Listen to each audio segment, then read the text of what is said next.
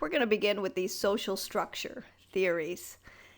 The idea of culture of poverty was developed by anthropologist Oscar Lewis in the 1960s. The culture of poverty theory states that living in conditions of pervasive poverty will lead to the development of a culture or subculture adapted to these conditions. This culture is characterized by pervasive feelings of helplessness, dependency, marginality, and powerlessness.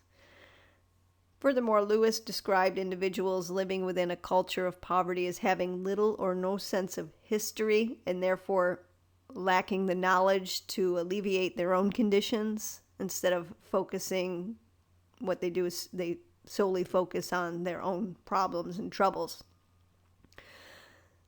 Therefore, for Lewis, the imposition of poverty on a population was the structural cause of the development of this culture of poverty, which then becomes autonomous, and behaviors and attitudes developed within a culture of poverty, they get passed down to subsequent generations through socialization, and thus creating what he has deemed the underclass.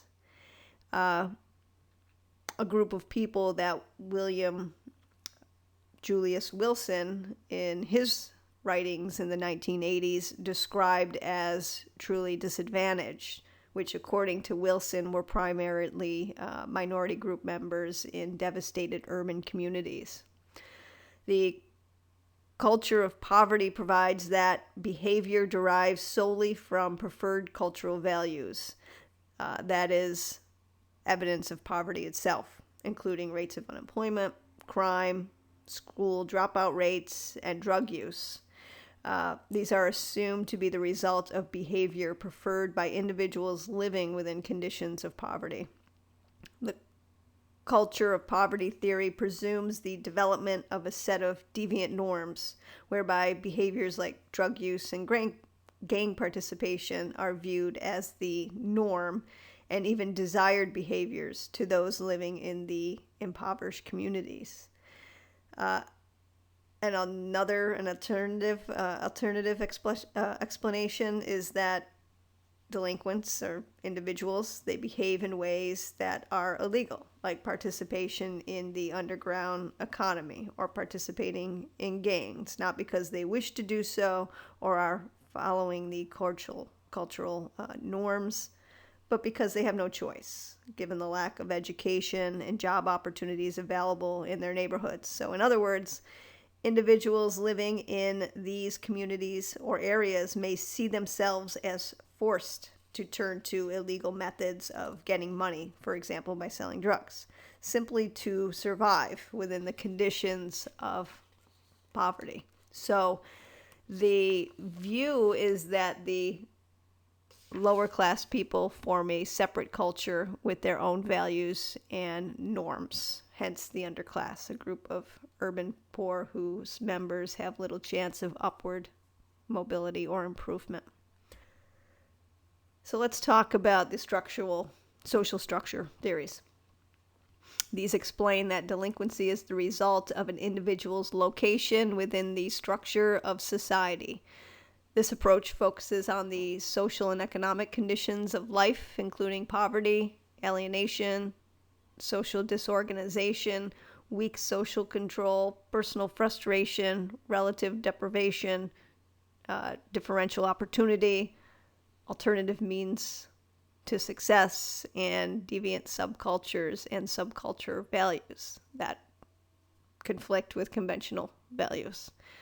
And there are three prominent views in this area under the social structure theories, and they are social disorganization, anomie or strain theory, and cultural deviance. So let's start with the first one, social disorganization.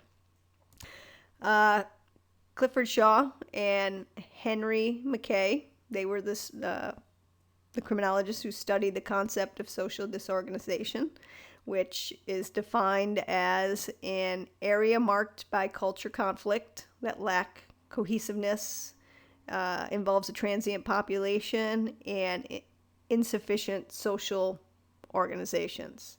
They conducted a study of juvenile arrest rates in the Chicago area for conducted over a 65-year period.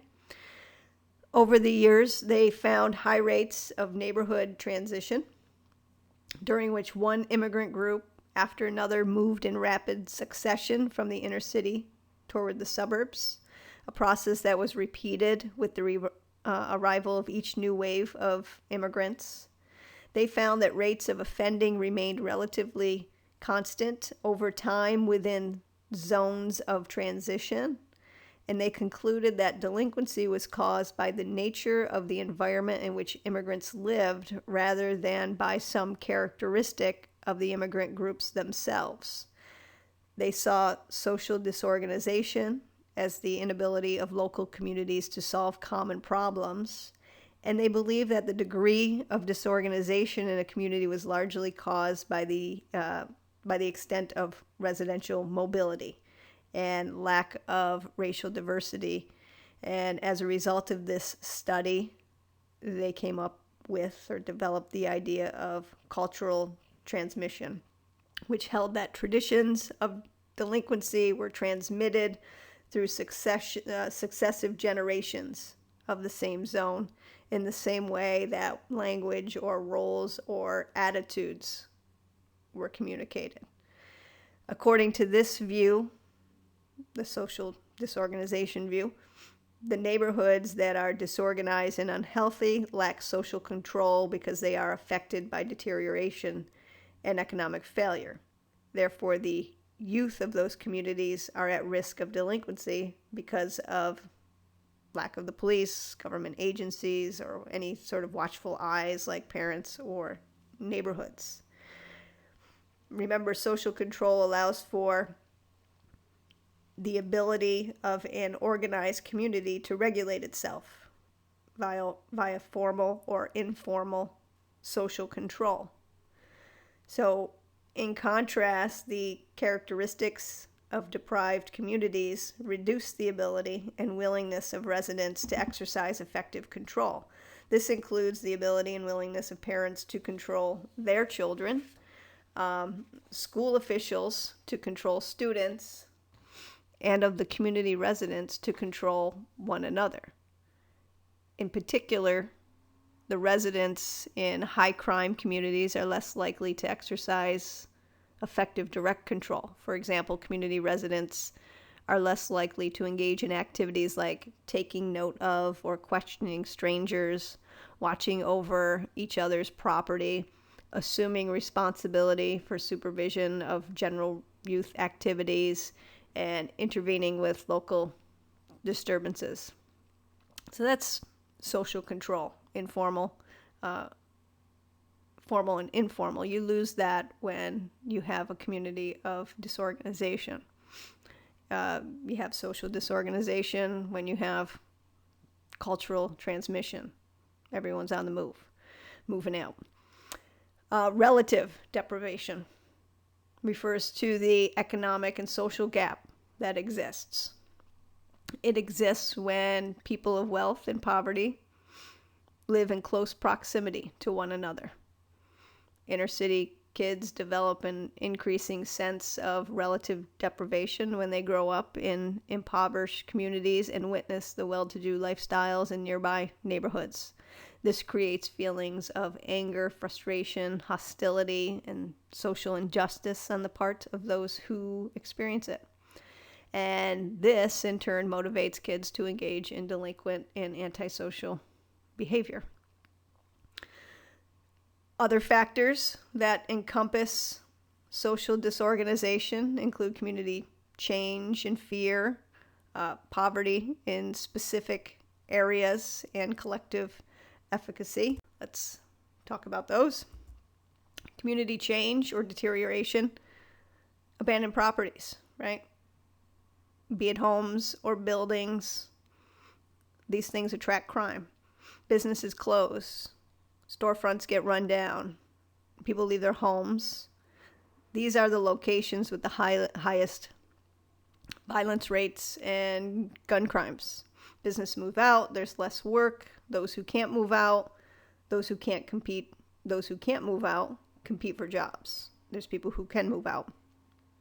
And those who can't are stuck competing with jobs or are left on unemployment. And these are usually the minorities who have to remain. And these areas become poverty-stricken.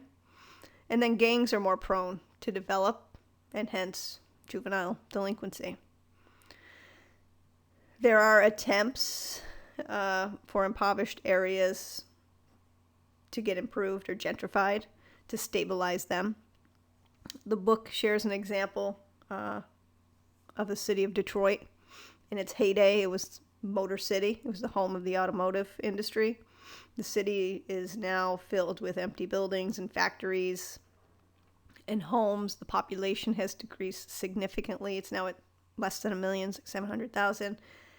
And this is an example of a city believed to produce these social conditions that create high rates of crime and delinquency. Community change. Community fear. As fear increases, quality of life deteriorates. There are a number of things that cause fear. Lack of feeling a part of a community. People who feel isolated and disconnected from neighbors, they're more likely to view their environment as dangerous. People in social disorganized communities tend not to respect the police. Kids hang out, loiter. Some may join gangs to protect themselves.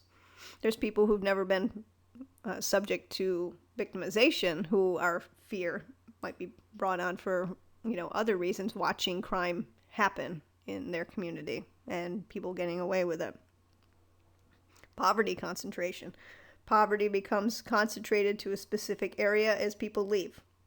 They take with them the resources and support needed to instill informal social control, thereby resulting in less social controls and then an increase in fear. Collective efficacy. This is a process in which mutual trust and willingness to intervene in the supervision of children and help maintain public order create a sense of well-being. So what I mean by that, in other words, communities where residents are willing to work together, where they're willing to work together to exercise direct control over others, are said to be high in collective efficacy. They can look to each other as neighbors, and even businesses, churches, and schools, and other community services to adequately supervise the community children. When kids see that the community is caring, the presence of social controls shapes their behavior. They have expectations of how to act, even when their parents aren't around to monitor them.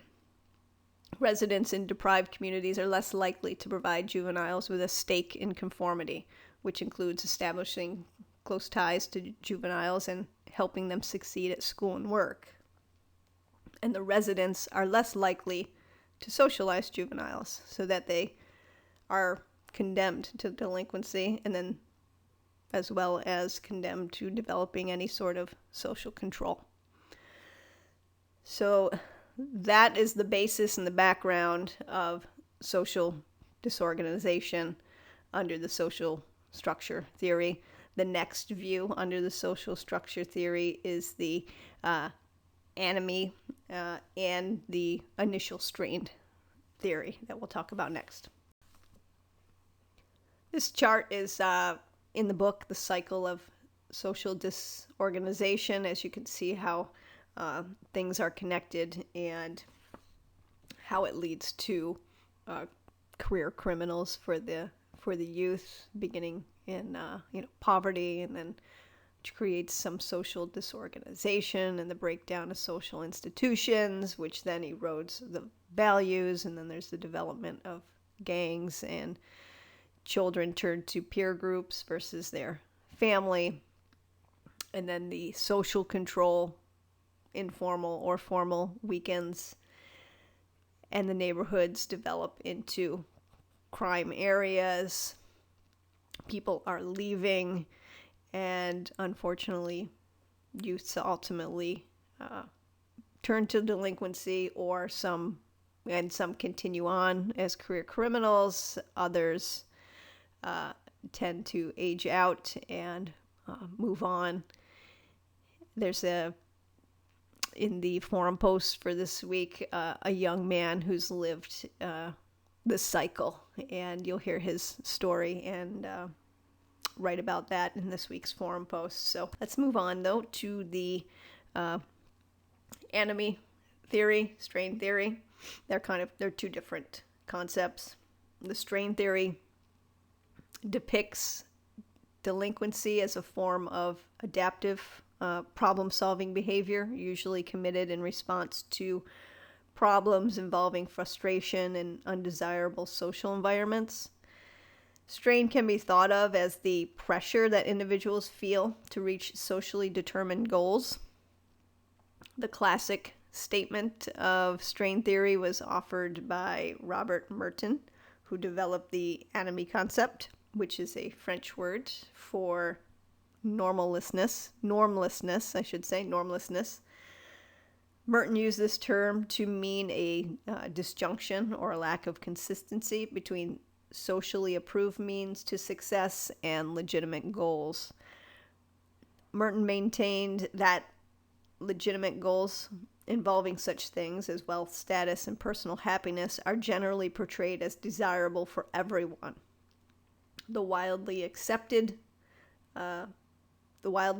acceptable means to these goals, however, including things like education, hard work, financial savings, are not equally available to all members of society. So as a consequence, crime and deviance tend to arise as alternative means to success when individuals feel strain of being pressed to succeed in socially approved ways, but find that the tools necessary for such success are not available to them. And there is a diagram of his theory laid out in the book on page 105 of how that works its way through the process. The general strain theory, before I forget, there is a video on Moodle of Dr. Robert Agnew explaining this theory in more detail. This is his theory that he has developed called the general strain theory. Merton's view focuses on the strain that builds up when lower class kids become frustrated because they lack means for achieving their personal goals. In 1992, Robert Agnew, who is a criminologist and professor at Emory University, he reformulated that strain theory and molded it into a more comprehensive perspective that is called the general strain theory. And the general strain theory sees law-breaking behavior as a coping mechanism that enables those who engage in it to deal with these socio-emotional problems generated by negative social relationships. According to this theory, general strain theory, strain occurs when others are happening to one of these others are following. One, to prevent or threaten to prevent an individual from achieving positively valued goals, such as autonomy or financial success. Or when juveniles compare themselves to peers who are doing better or feel like they have been treated unfairly by someone of authority, whether that be a parent or a teacher, adolescents might act out their frustration against that person. I think the example in the book is they're frustrated with a teacher, so the adolescent goes out and slashes the teacher's cars. The second is remove or threaten to remove positively valued stimuli that a person possesses, such as a boyfriend, girlfriend, partner, or the death of a loved one. The individual may try to prevent that loss. If it's a breakup, they might seek revenge if it's a breakup. or the present or threaten to present someone with noxic or negatively valued stimuli, such as verbal insults or physical abuse, pain-inducing social interactions. A juvenile who's placed, was physically abused or verbally insulted, bullied, they may take their frustration, i.e. their strain, out on a younger sibling. They might seek revenge in that aspect. Agnew sees the crime-producing effects of strain as cumulative and concludes that whatever form the behavior takes, strain creates a predisposition for delinquency in those cases in which it is chronic and repetitive. And predispositions may be manifested in the form of what he calls negative affective states or emotions, such as anger, fear, depression, and disappointment. So, the general strain theory links delinquency to the strain of being locked out of the economic mainstream, which leads to anger and frustration. There's 3 sources: the failure to achieve positively valued goals, removal of positively valued stimuli, the presentation of negative stimuli may cause a juvenile to act in a specific way, and the effects of that are negative affect states. These are the things that those things cause or stir in a juvenile: anger, depression, disappointment, fear. And those are derived from the strain that causes them to act out.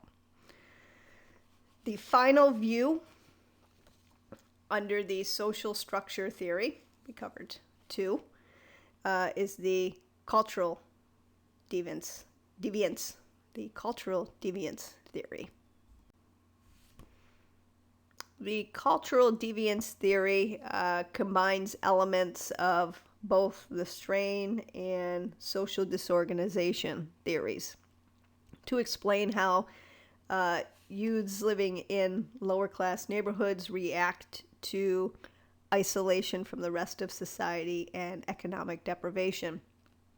Because this lifestyle is extremely frustrating and draining, members of the lower class often create their own subculture being a social unit with its own rules and values. The middle class culture emphasizes hard work, delayed gratification, and education. The lower class subculture emphasizes excitement, toughness, fearlessness, immediate gratification, and quote-unquote street smarts. The lower class subculture has many followers because it's easier to fit into than the middle class culture. Adolescents may feel forced to violate the law because they obey the rules of the deviant culture in order to fit into their surroundings. Under this theory, lower class children learn at an early age that they are never going to measure up to the middle class values. Meeting with continual failure, they become frustrated, they drop out of school. Those without high school diplomas have a difficult time functioning in modern society. A high school degree is a minimum requirement for many jobs, and those with degrees consistently obtain higher income and occupational status, while those without are more likely to be unemployed. So high school dropouts are more likely to live in poverty, join gangs, and have a continued involvement in criminal activity. This is the cultural deviance theory under the social structure theory. So that's the final one of 3. A quick overview before we move on. We'll do some checkpoints. That was a lot of information. The social structure view is that position in the socioeconomic structure influences the changes of becoming delinquent. Poor kids are more likely to commit crimes because they are unable to achieve monetary or social success in any way. Kids who live in socially disorganized areas commit crime because the forces of social control have broken down. Strain occurs when kids experience anger over their inability to achieve legitimate social and economic success. The best known strain theory is Robert Merton's theory of anomie, which describes what happens when people have inadequate means to satisfy their goals. Robert Agnew's general strain theory holds that strain has multiple sources. And the cultural deviance theory holds that a unique value system develops in lower class areas. Lower class kids approve of behaviors such as being tough and having street smarts. That's the overall collection of what we've discussed. We're going to move on to the next theories.